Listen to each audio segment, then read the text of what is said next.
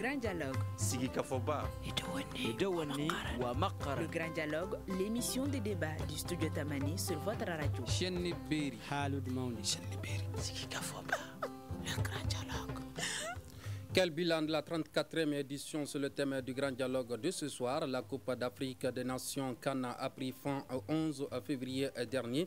Les éléphants de la Côte d'Ivoire, hôtes de la compétition, ont été sacrés champions grâce à leur victoire sur les Super Eagles du Nigeria, battus 2-1. Quel autant réglementaire? Quelles sont les principales leçons à tirer de cette compétition? Cette CAN a-t-elle été une réussite? Comment expliquer l'échec de certaines grandes nations? Studio Tamani ouvre le débat avec nos invités. Abdoul Dembélé, journaliste sportif, bonsoir. Bonsoir. Ousmane Dao, journaliste sportif également, bonsoir. Bonsoir. Awa Kamisoko, journaliste sportive, que j'espère l'avoir au cours de ce grand dialogue. Je suis Mrana Kiloumaïga, invité, auditeur, téléspectateur, bonsoir et bienvenue. Le grand dialogue. Je commence par vous, Ousmane Dao. Quel bilan faites-vous de cette compétition de la CAN? Tout d'abord, merci de m'avoir invité pour le grand dialogue. C'est toujours un plaisir pour moi d'être là et de parler football à Studio Tamani. Moi, je dirais que de ce que je retiens comme bilan tout de suite après la CAN, c'est que pour moi, ce fut la meilleure CAN de ces 30 dernières années. On avait eu un débat ici avant le démarrage de la CAN. Je l'avais dit, j'avais dit qu'on va avoir la meilleure CAN possible de ces 30 dernières années. Pourquoi? Puisque les équipes ont relativement le même niveau. Certaines équipes ont travaillé, ont décidé de bouger, alors que d'autres sont restés sur leur palmarès. Je suis tel pays, j'ai tel CAN, ou sont restés suspendus à l'exploit de l'unique star de l'équipe. Donc je pense que pour moi, cette CAN a été une réussite totale sur le plan du jeu. Sur le plan organisationnel, je n'y étais pas. Abdoul est mieux placé de parler de l'organisation, mais de ce que j'ai vu à travers les écrans, je pense que sur le plan organisationnel également, ça a été une belle CAN. Bientôt. Quels ont été les points positifs ou négatifs de cette compétition selon vous? Les points négatifs, je commencerai par ça, c'est peut-être l'état de l'état de la pelouse de certains stades, excepté peut-être le stade Félix Houphouët-Boigny qui avait une pelouse extraordinaire, le stade d'Epimbe Alassane Dramane Ouattara, la pelouse laissait trop à désirer, ça n'a pas laissé place au jeu, et même le stade de la Pète-Boaké, la pelouse ça va. Maintenant les autres, c'est la pelouse au niveau du stade principal de la compétition où a eu lieu l'ouverture et la finale. Maintenant, les points négatifs, c'est peut-être l'absence, et ça ne date pas qu'en Côte d'Ivoire, c'est l'absence du public dans les autres rencontres, excepté les rencontres du pays organisateur. On avait stade plein quand la Côte d'Ivoire jouait, ça se comprend, c'est le pays organisateur, mais il faudrait que la CAF réfléchisse, ou les pays organisateurs prochainement réfléchissent, comment remplir les stades quand le pays organisateur ne joue pas. Pour moi, ça a été le point négatif. Abdoul Dembélé, vous avez été sur place. Quel a été, selon vous, le bilan de cette compétition? Alors, tout d'abord, je tiens à remercier Studio Tamani d'avoir passé à moi pour ce débat. Ensuite, je dirais que sur le plan organisationnel, je parlerai surtout déjà... Nous allons parler du plan organisationnel très bientôt. Bon, les bilans sportifs, je dirais que cette CAN a été l'une des plus belles CAN, notamment sur le plan sportif. Les pays, comme le doyen l'a si bien dit, qu'on disait les petites nations du football africain, ont prouvé que présentement, là où nous sommes, il n'y a pas de petites nations. Comparativement aux grandes nations, les petites nations ont un football collectif. Le jeu n'est pas basé sur une telle star ou bien une telle personne. Les petites équipes nous ont prouvé que c'est le jeu collectif. Quand l'équipe produit un bon jeu collectif, l'équipe peut faire une belle compétition. Alors, je dirais chapeau aux petites nations. Déjà, quand on regarde le classement FIFA qui est sorti hier, l'Angola a grimpé. On peut dire que cette CAN a été une belle compétition pour les petites nations. À comparer à la précédente CAN, qu'est-ce qui a marché ou qu'est-ce qui n'a pas marché selon vous? Quand on me dit de comparer à la dernière CAN, je dirais que tout a marché. Tout non seulement, le doyen l'a si bien dit, à part le stade Alassane Dramane Ouattara, l'état des pelouses était acceptable. Ça permettait aux équipes de produire du beau jeu. Déjà, l'ambiance autour des équipes de la ville, il y avait une belle ambiance.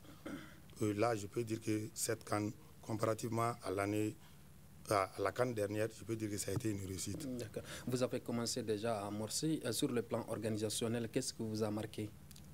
Sur le plan organisationnel, je dirais plutôt les terrains d'entraînement des équipes. Vous savez, pour cette compétition, les Ivoiriens ont mis à la disposition de chaque équipe participante un terrain d'entraînement. Et tous les entraîneurs, pratiquement, je peux le dire comme ça, tous les entraîneurs, avant la conférence de presse, d'avant ou d'après match, quand on leur demandait de faire une appréciation de cette compétition, ils nous disaient que les terrains d'entraînement qui ont été mis à la disposition des équipes, la pelouse était très bonne. Alors qui parle de jeu doivent parler forcément de l'état de la pelouse. Parce que l'état de la pelouse, ça compte beaucoup pour reproduire du beau football. Alors, ça, c'est le premier aspect. Alors, le second aspect, ça, c'est au niveau des journalistes. Alors, on a vu, durant la compétition, avant, au moins, à 2h, 3h avant le match, les journalistes avaient à leur disposition un centre média super équipé. Il y avait la connexion, il y avait les ordinateurs pour les journalistes, pour pouvoir, au moins après ou avant, parce qu'il y a des télés qui produisent des images avant le début de la rencontre et à la fin de la rencontre, il y avait des logiciels pour faciliter le travail. D'accord. Alors, vous l'avez dit hein, que c'est la meilleure CAN depuis les 30 dernières années. Sur le plan du jeu, comment trouvez-vous les prestations de ces équipes? Sur le plan du jeu, il n'y a pas beaucoup de choses à reprocher aux équipes. On a vu le spectacle, on a vu des matchs indécis, on a vu des équipes qui n'ont rien lâché, on a vu des équipes qui ont produit un meilleur football, comme le Cap-Vert. C'était un football sans complexe, c'était un football plaisant à voir. Elle avait des certitudes, l'équipe capverdienne. Elle a continué sur ses certitudes dans cette Coupe d'Afrique des Nations. Il n'y avait pas de superstar, c'était un travail collectif. Et avec un entraîneur qui est là depuis un certain nombre d'années, je prendrai également le Mali, je ne sais même si on va revenir, si on doit décerner une médaille d'or par rapport au jeu, le Mali aura cette médaille d'or, à n'en point douter, puisque le Mali avait le meilleur football produit sur le terrain, justement sur le terrain. Maintenant, les autres équipes ont fait avec les armes qu'elles avaient, les autres équipes sont venues à la CAN avec des idées, notamment sur le plan du jeu, comparativement à la CAN au Cameroun, où c'était des matchs parfois étriqués, où c'était des matchs souvent indécis sur le talent d'un joueur. Par exemple, l'Égypte a gagné pratiquement toutes ses rencontres à élimination directe en 2019, qu'au tir au but. L'Égypte n'a quasiment pas gagné dans le jeu qu'une seule fois face au Maroc. Comment expliquez-vous l'élimination précoce de certaines équipes données pourtant en favorite? Favorite par nous journalistes et peut-être par certains observateurs. Mais la CAN, je dis très souvent, à la CAN, il n'y a pas d'équipe favorite dans une phase finale de CAN.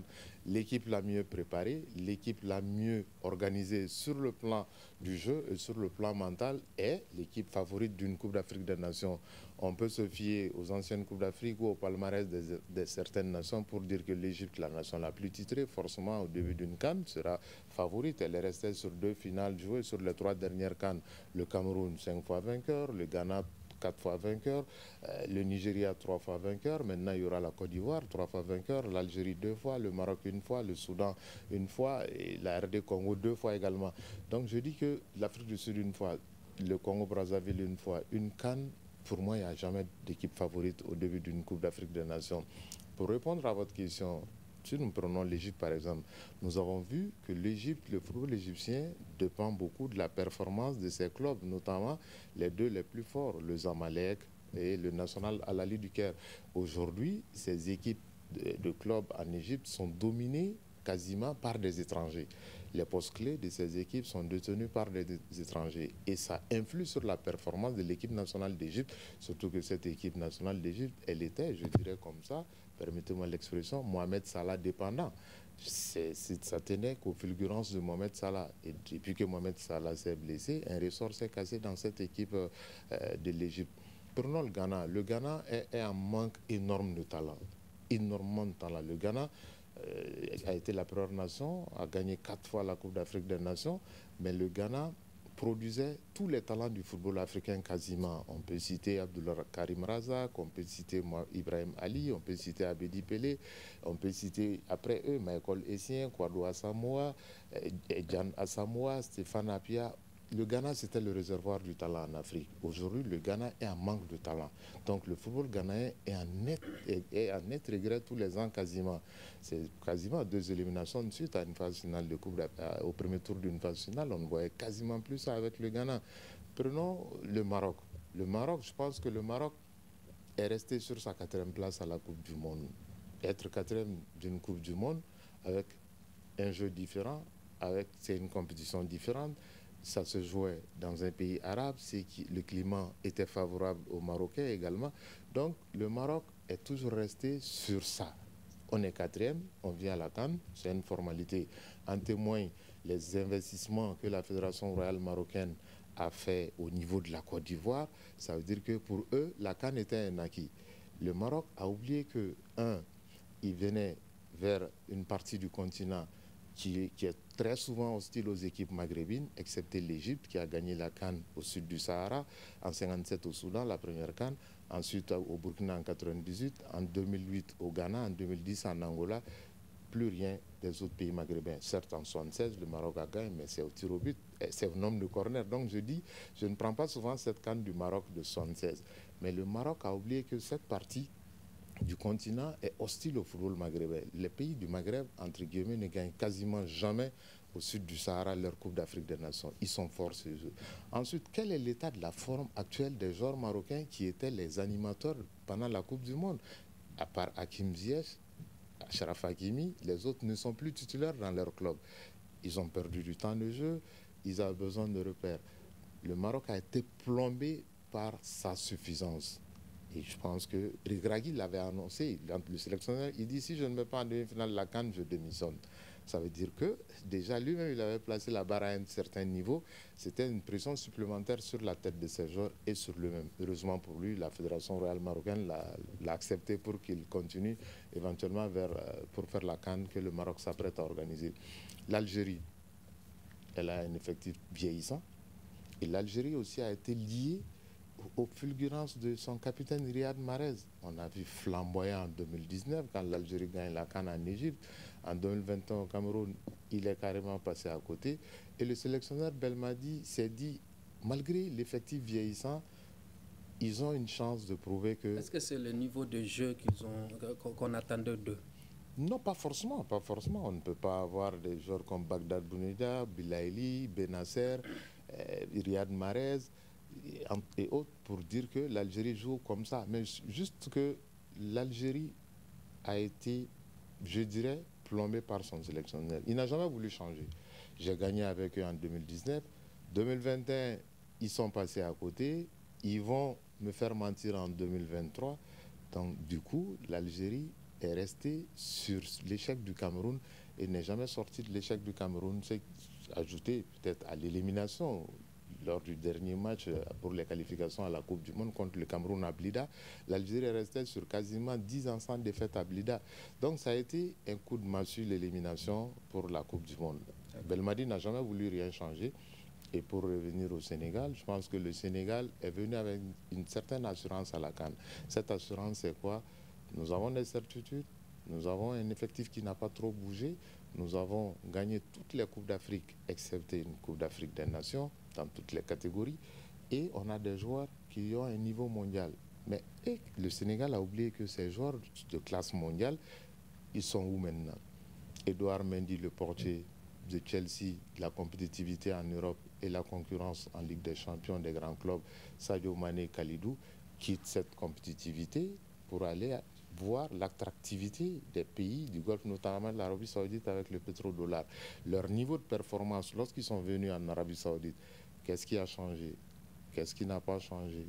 Comment ils étaient avec l'équipe du Sénégal? Le Sénégal a oublié tout ça. Mais attention, Aliou Cissé, le sélectionneur, a fait un choix fort en mettant sur le banc 2 cadres majeurs, Sékou Kouyaté et Idrissa Gana Gueye, pour les remplacer par des jeunes, Pape Matar et Lamine Camara, pour moi, qui reste la satisfaction et la révélation pour le Sénégal et même pour tout le continent de cette CAN. D'accord.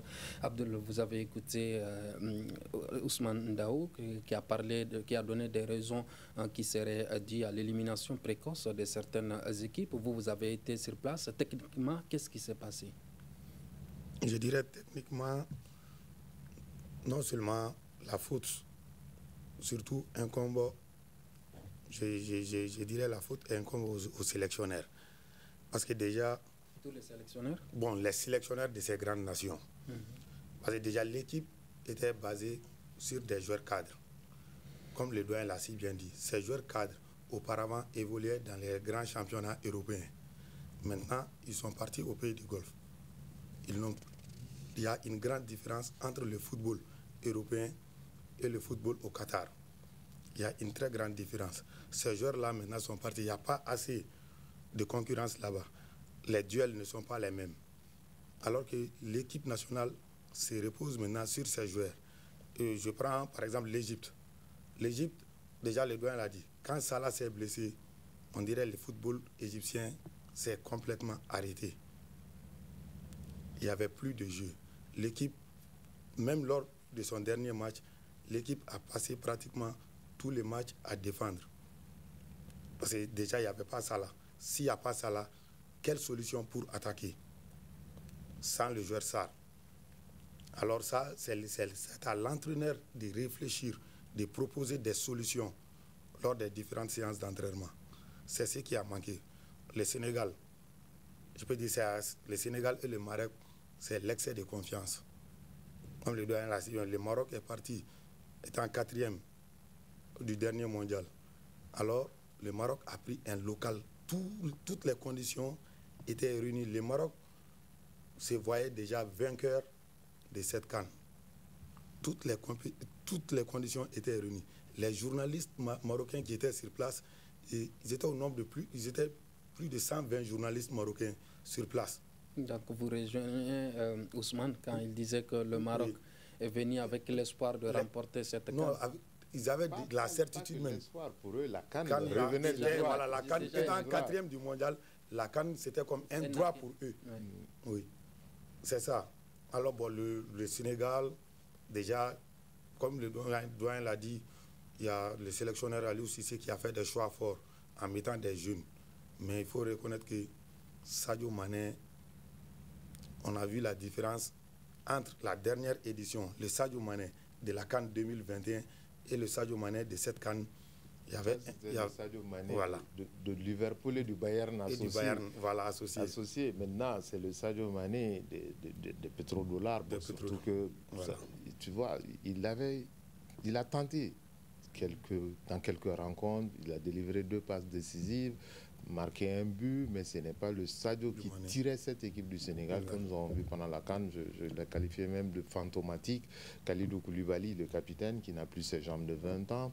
Edouard Mendy, le portier, peu rassurant. Idrissa Gana Gueye et Sékou Kouyaté l'ont appris à leurs dépens. L'entraîneur les a mis sur le banc.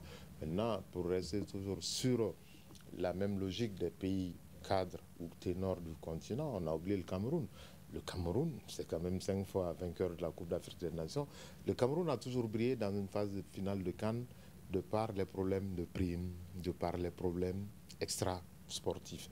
Mais cette année, ça n'a pas échappé aux Camerounais. Le Cameroun a été plombé par les problèmes de numéro 1 dans les buts. Tantôt André Onana, tantôt Fabrice Ondoa.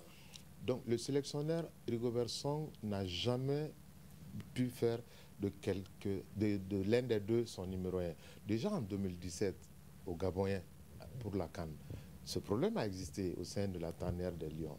le sélectionneur de l'époque, Hugo Broos, qui a amené l'Afrique du Sud à la 3e place 24 ans après, était à la tête du Cameroun. Il a été clair, il a dit à cette époque, Onana joue à l'Ajax, c'est vrai, mais le contexte du football africain l'échappe un peu. On doit jouer à Barcelone, il fait des va-et-vient, je mets Ondoa titulaire. Sinon, en valeur intrinsèque, moi-même, je choisirais André Onana. On ne peut pas être gardien numéro 1 à l'Ajax d'Amsterdam 4 ans de suite, à l'Inter Milan et aujourd'hui à Manchester United, et de surcroît, entre guillemets, un Africain. Ça veut dire qu'on a une certaine plus-value, on a une certaine valeur. Donc, Onana méritait d'être titulaire. Mais voilà, le Cameroun s'est fait tirer une balle dans les pieds avec ces histoires, comme d'habitude nous les voyons en Coupe d'Afrique. D'accord. Abdullah, toujours, est-ce que l'élimination de ces équipes a joué sur la qualité des matchs? Non. Quand on regarde cette compétition, on peut dire que l'équipe de ces grandes nations n'a pas joué sur la qualité des jeux. Parce que toutes les équipes, je peux le dire, lors de cette CAN, ont produit du beau football. Alors, quand on regarde, par exemple, l'équipe sud-africaine perdre son premier match, 2-0, et terminer 3e d'une compétition, ce n'est pas donné à tout le monde. Ça veut dire que les équipes ont su relever la tête. Les équipes nous ont produit du beau football durant tous ces tournois. Alors que quand on regarde auparavant, les grandes nations du football, au moins il y avait, sur le plan offensif, il y avait au moins 2 ou 3 joueurs qui amenaient l'équipe. Cette fois-ci, ces équipes sont adossées uniquement sur un seul joueur. Si ce joueur ne parvient pas à se montrer, l'équipe est en difficulté. Alors que les petites nations du football ont un jeu purement collectif. D'accord. Alors, comment expliquer la performance des éléphants qui se sont qualifiés in extremis en tant que l'un des troisièmes meilleurs? Et la performance, je peux dire, étant pays organisateur, être éliminé jusqu'au dernier match des phases de poule, je pense que quand la Côte d'Ivoire a ressuscité, je pense que les joueurs ont changé de mentalité. Je suis star, je suis une telle personne. Je peux dire qu'il y a eu un changement de mentalité au niveau de la sélection ivoirienne. Ensuite, il y a les changements d'entraîneur. On a vu, quand Emers Faye est venu, il a changé le milieu de terrain ivoirien. Ça a donné un nouveau visage au football ivoirien. Parce que déjà, Louis Gasset maintenant jouait avec Sangaré, Fofana et Kessié. Mais quand Emers Faye a pris les commandes, il a mis Jean-Michel Seri comme milieu relayeur. Déjà, ça a donné maintenant un nouveau style de jeu au football ivoirien. Il y a plus l'engagement des joueurs. Je peux dire que la Côte d'Ivoire, la performance de la Côte d'Ivoire, non seulement il y a le public, il y a le système de jeu et il y a aussi la motivation des joueurs. Être éliminé, revenir dans son pays, alors les joueurs ne voulaient plus subir une telle humiliation encore. Alors ils ont changé de discours dans les vestiaires. Déjà après la CAN, on a vu le discours de certains joueurs. Ils ont dit, après le match 4-0 contre la Guinée équatoriale, il y a des cadres qui ont pris la parole dans les vestiaires. Quand ils se sont qualifiés encore comme meilleur 4e, ces cadres sont venus encore pour donner plus de motivation, plus le système de jeu de l'entraîneur. D'accord. Ousmane, on a vu une Côte d'Ivoire qui s'est qualifiée grâce à la victoire du Maroc. Après, en 8e de finale, on a vu une Côte d'Ivoire qui encaisse, puis revient avec force et remporte les matchs suivants. C'est le cas du Sénégal en 8e de finale, le cas avec le Mali en quart de finale. Qu'est-ce qui s'est réellement passé après avoir encaissé des buts, revenir au score? Bon, avant de répondre à cette question sur la Côte d'Ivoire, Abdullah a évoqué un aspect sur lequel je voudrais répondre, c'est l'Afrique du Sud. Il a dit, moi, mon coup de cœur pour cette CAN, c'était l'Afrique du Sud. Pourquoi l'Afrique du Sud? Parce que l'Afrique du Sud a montré à troisième de la CAN. Non, pas seulement. 24 ans après, la dernière fois que l'Afrique du Sud montait sur le podium, c'était lors de la première co-organisation d'une CAN en 2000 entre le Nigeria et le Ghana. L'Afrique du Sud a fini troisième. Et c'était 96 vainqueur, 98 deuxième et 2000 troisième depuis plus rien. Mais le football sud-africain est revenu au plan avec le travail sur le plan local, chose que j'apprécie toujours en football. Et l'Afrique du Sud a montré que on peut faire quelque chose en investissant sur les joueurs locaux, en organisant mieux son championnat, en le rendant beaucoup plus professionnel. La quasi-totalité des joueurs sud-africains, excepté 3 sur 27, étaient du championnat sud-africain. C'est dû à la performance ces 3 dernières années des Mamelodi Sundowns dans les compétitions africaines des clubs, des Kaizer Chiefs, des Orlando Pirates, des Ajax Cape Town. Donc, avec un sélectionneur qui a une connaissance du football africain, qui est le Belge Hugo Bross, l'Afrique du Sud mérite comme exemple et d'être suivi par les autres pays, comme nous, par exemple maliens, d'aller voir chez eux comment ils ont fait. Nous avons des clubs très populaires ici, Joliba Stade Real, qui peuvent faire la même chose, mais avec une bonne organisation, on peut aller loin dans une phase finale de Coupe d'Afrique, surtout que notre meilleur résultat dans une phase finale de CAN en 72 à Yaoundé, on n'avait pas 20 professionnels à l'époque, on avait des joueurs qui évoluaient au plan local. Donc ça veut dire qu'on doit, toute l'Afrique, je dis exceptionnellement nous, on doit aller se servir et aller à l'école sud-africaine, comme ils ont fait, pour obtenir de tels résultats, avec des joueurs entre guillemets moyens par rapport aux autres nations qui évoluent dans les grands clubs en Europe. Mais ils se sont frottés aux réalités du football africain en club. Ils voyagent beaucoup dans les autres pays. Ils se sont acclimatés. Ils gagnent les compétitions africaines des clubs. Et en gagnant les compétitions africaines des clubs, ils sont venus à la Coupe d'Afrique des Nations avec beaucoup de certitude et sans complexe. Bravo à l'Afrique du Sud. Maintenant, pour revenir à la Côte d'Ivoire, on l'avait dit ici une semaine avant la CAN, j'ai dit, attention à la Côte d'Ivoire. La Côte d'Ivoire, si elle arrive à évacuer la pression, j'avais dit ici, si elle arrive à évacuer la pression et le poids de l'organisation, cette équipe ivoirienne peut remporter cette CAN. Et c'est ce qui est arrivé. La pression est partie d'où? Après le 4-0, Abdoul l'a dit, contre la Guinée équatoriale. Il y a eu ce déclic, le changement d'entraîneur. J'ai fouillé un peu, je n'ai pas trouvé trace qu'en pleine CAN, qu'un pays décide de limoger en tant qu'organisateur, je dis bien en tant qu'organisateur, son sélectionneur, et donner la chance à un local, même s'il était autour de l'équipe depuis quelques années, ancien international également, Emer Soye, de continuer. La fédération a cette... Oui, il était l'adjoint, un des adjoints. Son principal adjoint, c'était Ghislain Printemps. Mais Emer Soye venait en deuxième position au rang des adjoints. Mais la fédération elle-même a tenté un coup, mais elle n'y croyait pas beaucoup. Je dis bien, elle n'y croyait pas que Emer Soye va ramener cette coupe à la Côte d'Ivoire. Il y a eu un cataclysme, il faut chercher un bouc émissaire. Le bouc émissaire indiqué, c'était l'entraîneur, le sélectionneur. Ils l'ont mis de côté. Emer Soye est venu. Il avait quoi? Son expérience d'avoir été professionnel, même si sa carrière s'est arrêtée à partir de 30 ans pour des problèmes médicaux. Ensuite, il a 2 Coupes du Monde de football derrière lui. Il a joué la Coupe du Monde 2006 et le 2010 avec la Côte d'Ivoire, 3 Coupes d'Afrique des Nations. Donc, il connaissait un peu comment fonctionnaient les joueurs ivoiriens. Moi, je n'étais pas en Côte d'Ivoire, mais je suis sûr que le discours de Emer Soye dans les vestiaires a été « personne n'est titulaire, on va redistribuer les cartes ». En redistribuant les cartes, on a vu des joueurs comme Kosonou, on a vu des joueurs comme Jean-Michel Seri, on a vu des joueurs comme Adingra qui revenait de blessure, Sébastien Aller, qui se sont confiés de nouvelles responsabilités. Il fallait être Emer Soye avec son expérience d'ancien professionnel pour mettre Kessié sur le banc, mettre Ibrahim Sangaré sur le banc, qui étaient depuis 2-3 ans les meilleurs joueurs ivoiriens, les deux, Ibrahim Sangaré et Franck Kessié. Les autres les complétaient. Mais en redistribuant les cartes, il a juste dit au portier Yaya Fofana, seul Yaya est titulaire, tout le reste, vous n'êtes plus titulaire dans mon équipe. D'accord. Donc ça a été le deuxième déclic. Le troisième déclic, évidemment, ça a été le public. Le public qui a cru. Il a cru. Vous avez évoqué le match contre le Sénégal. Dès qu'ils ont réussi à éliminer le Sénégal avec des noms ronflants de joueurs qui avaient déjà la CAN, il y a 2 ans, elle s'est dit, la Côte d'Ivoire, nous, on va aller au bout. Et le public a compris, en aidant cette équipe, elle peut aller au bout. Alors, parlons d'un autre. Vous avez commencé à un moment donné à parler du Mali.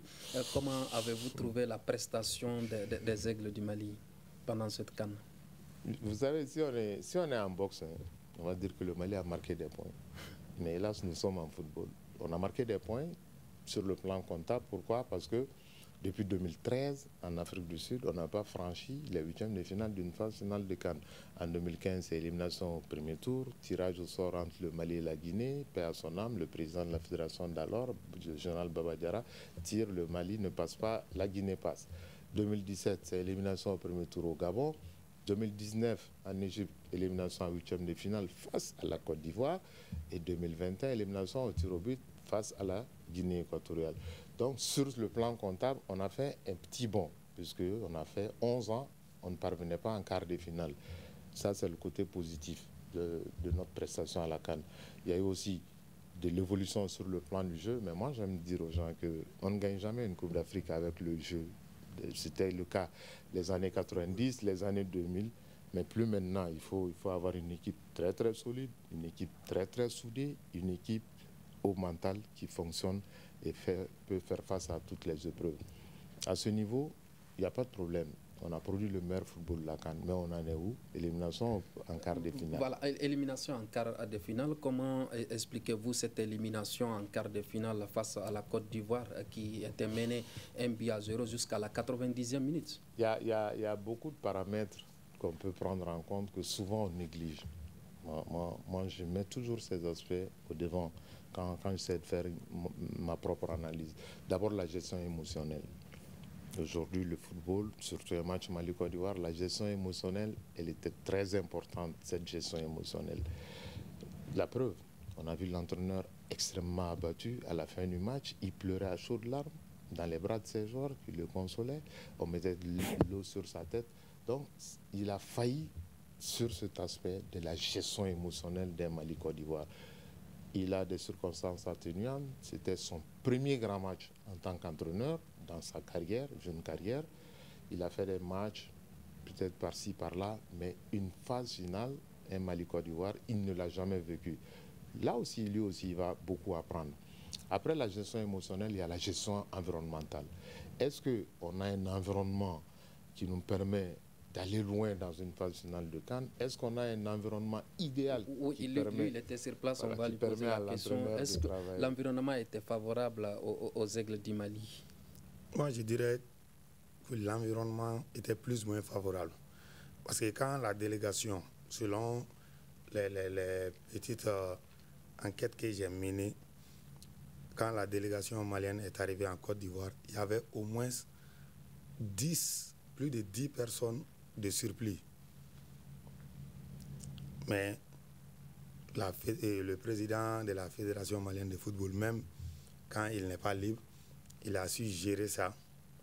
Il a pu négocier. Sinon, normalement, au moins une partie de l'effectif du staff technique, normalement, ne devrait pas être logé avec les joueurs. Déjà, je pense que ça, c'est un défaut. Je peux dire que ça joue sur l'environnement. Parce qu'on ne peut pas aller dans une compétition avec un staff pléthorique. Souvent, on ne sait pas qui joue tel rôle, qui joue tel rôle. Nous, on était avec 4 ou 5 intendants pour une compétition d'un mois.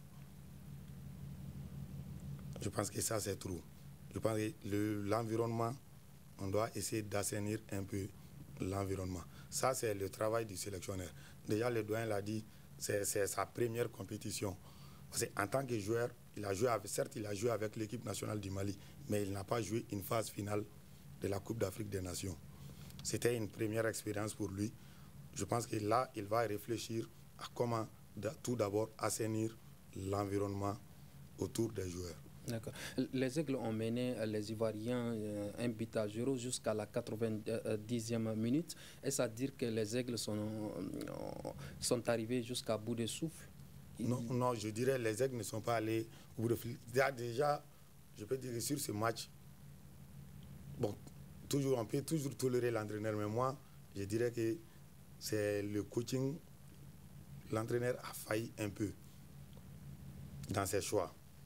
dans la gestion des matchs, de fin de match. Déjà contre le Burkina, il avait tenté la même chose. À la dernière minute, il a fait rentrer Fofana et Boubacar Traoré. Déjà pour gagner les duels aériens. Mais le Burkina avait même égalisé. Si ce n'était pas la VAR, le Burkina a égalisé aussi, et puis sur un coup de pied arrêté. Là, lors de la conférence de presse d'après-match, il a dit qu'il a fait jouer ces deux joueurs pour gagner les duels. Déjà, on a vu que les deux buts ivoiriens, c'est le second ballon. Nous, on repousse la balle, les Ivoiriens récupèrent le second ballon et ils marquent le but. Là, je pense que déjà, tu joues à 10 contre 11. L'équipe adverse ne parvient pas à produire son jeu. Quand je dis produire son jeu, les défenseurs étaient obligés de balancer souvent le ballon. Mais déjà, quand il a fait les deux derniers changements, parce que déjà les deux premiers changements ont amené le premier but. Parce que c'est quand Nene et Foussène Diabaté qui sont entrés en jeu, il y a Nene qui a marqué le but. Mais les deux derniers changements, je veux dire, c'est ça qui a coûté à l'entraîneur. D'accord. À chaque CAN, l'équipe malienne produit un beau football, mais échoue malgré tout. Pourquoi, selon vous?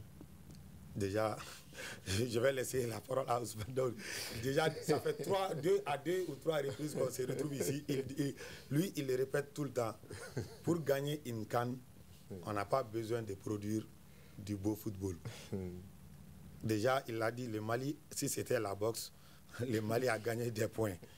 Mais si c'est une telle compétition, je pense que cette élimination, moi, personnellement, j'ai fait 2 jours, je n'arrivais pas à croire. J'ai fait 2 jours, je n'arrivais pas à croire. Parce qu'après la défaite, je n'ai pas assisté non seulement à la conférence de presse d'après-match, je n'étais pas aussi à la zone mixte. Voilà, on voit que le patriotisme l'a emporté sur le professionnalisme. Sur le professionnalisme. Ça se comprend, ça se comprend. On dit souvent le diable est dans les détails. Donc, nous ne cherchons pas le diable dans les détails. On a fait une CAN. Maintenant, il faut tirer les enseignements de cette CAN. Je l'ai dit, on est resté sur 2 éliminations. Au premier tour, 2 éliminations en 8e de finale. Maintenant, on est parvenu en quart de finale. La prochaine fois, quel va être l'objectif? Soit d'aller en demi-finale, soit d'aller jouer une finale et pourquoi pas gagner le titre. C'est mon vœu le plus cher pour mon pays. Maintenant, qu'est-ce qui n'a pas réellement marché? On doit se poser les bonnes questions. Yeah. Tirer les enseignements. Si des têtes doivent tomber, que des têtes tombent. C'est comme ça que les autres... Qu'est-ce qui n'a pas marché selon vous? C'est comme ça que les autres font. Abdoul l'a dit. En fait, nous avons eu cette petite chance dans notre jeune carrière de journaliste sportif d'accompagner les équipes, de voir, d'assister à des CAN en notre âge. Nos doyens n'ont pas eu cette opportunité, cette chance, en notre âge, de participer à plusieurs phases finales de Coupe d'Afrique des Nations. Abdoul est à sa 3e, voire 4e CAN à son âge. Je lui souhaite d'autres CAN meilleurs encore. Et pourquoi pas voir son pays gagner la Coupe d'Afrique des Nations. Maintenant, qu'est-ce qui n'a pas marché? Si Abdoul n'a pas fait son travail, si Ousmane n'a pas fait son travail, qu'on ne soit pas dans le relationnel, qu'on ne soit pas dans la gestion, c'est mon frère, c'est mon ami, c'est mon ci, c'est mon ça, qu'on soit dans une gestion beaucoup plus professionnelle. Je dis bien beaucoup plus professionnelle. On a évoqué les équipes... Parlant de ça, que pensez-vous de la prestation de Yves Bissouma? Je ne tirerai pas sur Yves Bissouma, puisqu'il est dans un collectif, il est dans un noyau.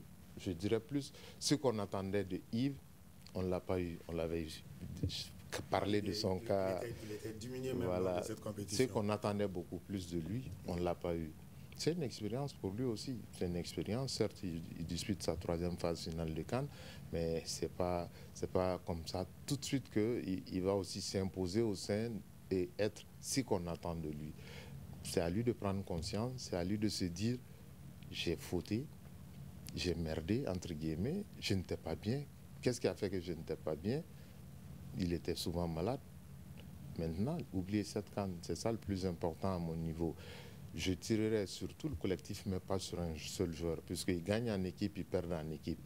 Les individualités auquel on attendait n'était pas aussi bon comme on le voulait. Le capitaine Amari, pour moi, le capitaine Amari a fait sa plus mauvaise CAN depuis qu'il est dans cette équipe nationale du Mali. Donc ce n'est pas un problème de Yves, c'est un problème de collectif. Parlant de collectif, est-ce qu'on a l'impression que le coach a amené des joueurs dont on a vu certains qui n'ont jamais joué, certains qui ont moins joué? Est-ce que c'est l'épreuve d'une compétition? Oui. Ça, c'est l'épreuve d'une compétition comme la CAN. Tout le monde ne peut pas jouer. Même en Côte d'Ivoire, tout le monde n'a pas joué. La Côte d'Ivoire qui a gagné. Au Nigeria, tout le monde n'a pas joué. Le Nigeria qui a gagné. Ça, c'est une phase finale de Coupe d'Afrique. On dit souvent, les sélectionneurs disent, on amène les 27 ou les 25 joueurs qui veulent vivre ensemble. Pas forcément les 25 meilleurs. Oui, là, je peux dire que le Mali est la seule nation à avoir pratiquement utilisé tous ses joueurs. C'est à l'exception de 4 joueurs, les deux gardiens, plus Moussa Doumbia et Sirène Doucouré. Tous les joueurs maliens ont gratté quelques minutes lors de cette CAN. D'accord. Vous l'avez dit, si sur le terrain de la CAN 2023 a connu un véritable succès, on ne peut pas en dire autant par rapport à l'affluence dans les stades. À qui la responsabilité, CAF ou bien COCAN? Bon, moi, je dirais l'affluence dans les stades. Souvent, la CAF dit que tous les tickets ont été vendus. Il y a la commission d'organisation, la même chose. Maintenant, le problème, c'était qu'il y avait des entreprises en Côte d'Ivoire qui ont acheté des billets. À la veille des matchs, maintenant, tu peux trouver un ticket de 3 000 francs. On te vend à 15 000, voire 10 000 francs. C'est ça qui a posé le problème. Oui, les surenchères. Sinon, par exemple, à Bouaké, moi j'ai vu à la veille de chaque match de la Côte d'Ivoire, il y a le maire de Bouaké qui organisait une soirée avec des jeux concours où il distribuait. Ça, ce ne sont pas les rencontres uniquement de la Côte d'Ivoire. À chaque match, à Bouaké, à la veille du match, il organisait maintenant un petit jeu concours entre les jeunes maintenant pour distribuer les billets. C'était le maire même, c'était lui-même qui achetait les billets pour redistribuer à la population, pour qu'ils puissent partir au stade. On me fait signe qu'on n'avait pas assez de temps. Sur la question de l'arbitrage, comment trouvez-vous le niveau global de l'arbitrage de cette CAN? Je pense qu'à part 2 ou 3 rencontres, l'arbitrage au niveau de cette Coupe d'Afrique des Nations, je peux dire que ça a été, les arbitres, on les oublie souvent, mais ils ont été au niveau même de la compétition cette année. Quand j'ai dit 2 matchs, là je parlerai du match Sénégal-Côte d'Ivoire. Parce que déjà les gens pensent que les gens voient uniquement le pénalty sur Ismaël Sarr. Mais déjà le Sénégal menait 1-0 à la 9e minute, le tacle de Sadio Mané. L'arbitre, normalement, c'est la VAR, parce que la VAR devrait au moins appeler l'arbitre pour qu'il puisse regarder l'action. J'allais poser la question de la VAR à Ousmane. Ousmane, la VAR a-t-elle bien joué son rôle? Bon, moi, je suis d'abord parmi les gens qui ne veulent pas la VAR dans le football. Moi, je suis contre. Dès le début, mes arguments sont quoi? Le football, c'est l'instinct, le football, c'est le naturel. Il faut que certains commettent des erreurs et c'est ça qui fait la beauté, le charme du football. Maintenant, la VAR est venue dans le football pour aider les arbitres. Je dis bien pour aider les arbitres dans son sens, mais ça ne veut pas dire que la VAR a la totale ou la majorité des décisions prises par les arbitres sur le terrain. Maintenant, il y a toujours des choses à revoir. Eux-mêmes, ils vont faire le bilan. Parlons des leçons à tirer. Quelles sont les principales leçons à tirer de cette CAN? Moi, j'utiliserai 3 mots. Félicitations pour la Côte d'Ivoire, c'est le premier mot. Déception, regret pour nous, Maliens. Ce sont mes enseignements. Alors, quelles sont les lacunes à corriger pour les prochaines compétitions? Pour nous? Pour nous. pour nous, je dis, il faut se poser les bonnes questions, s'asseoir autour de la table, ne pas avoir honte, ne pas avoir peur de quelqu'un, dire ce qui n'a pas marché, crever l'abcès et on va continuer. Mais tant qu'on va murmurer par-ci par-là, c'est la faute d'Ousmane, c'est la faute d'Imran, c'est la faute d'Abdoul, on n'ira nulle part. Disons-nous la vérité pour pouvoir avancer. Ceux qui doivent rester en cours de route resteront en cours de route. Ceux qui veulent que ça avance, on avancera avec eux. Les lacunes à corriger pour les prochaines compétitions? Les lacunes, je pense qu'au Mali, on doit assainir l'environnement autour de l'équipe nationale. D'accord. Ainsi se referme ce grand dialogue qui réfléchissait sur le bilan de la 34e CAN et nous étions avec Abdoul Dembélé, journaliste sportif, Ousmane Dao, journaliste sportif. Vous avez certainement constaté l'absence de Awa Kamiso Oko. À la présentation, c'était Imrana Akilou Omega. Merci de l'avoir suivi. À demain pour un autre débat.